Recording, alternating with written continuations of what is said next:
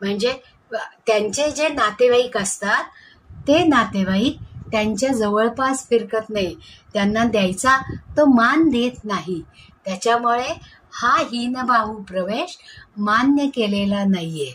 तर आपल्या ऋषीमुनींनी अगदी पूर्वीपासून वास्तुशास्त्राप्रमाणे प्रांगण प्रवेश आणि द्वार प्रवेश किंवा भवन प्रवेश याचा किती सखोल विचार केलेला आहे बा. आणि त्या घरामध्ये राहणाऱ्या लोकांना अशासारख्या त्रासांना सामोरं जावं लागतं.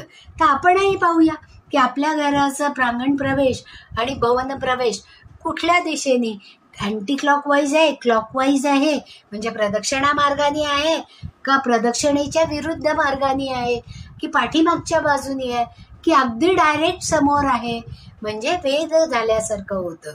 म्हणून या प्रवेशाला अत्यंत महत्त्व आहे. कारण जेव्हा आपण वास्तूमध्ये प्रवेश करतो त्यावेळेस घरामध्ये स्वस्थता, समृद्धी, शांतता आणि समाधान असणं गरजेचं असतं. कारण घर हे विश्रांतीचं ठिकाण आहे. मग अशा घरामध्ये जर आपल्याला विश्रांती, शांतता आणि समृद्धी नाही मिळाली तर त्याचा त्रास होतोच आणि घरामध्ये अस्थैर्य नांदतं. म्हणून घराचा प्रवेश म्हणजे भवन प्रवेश हा नेहमी पूर्णबाहू असायला पाहिजे. पूर्णबाहू म्हणजे घड्याळाच्या दिशेने. प्रत्यक्षात प्रवेश जर असेल पाठीमागचा तर त्याला आपल्याला खूप कलहाला सामोरं जावंच लागतं.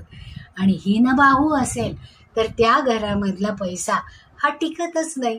त्याच्यामुळे केव्हाही पूर्णबाहू असलेलं घर हे चांगलं, किंवा पूर्णबाहू भवनाचा प्रवेश असलेला केव्हाही चांगलं.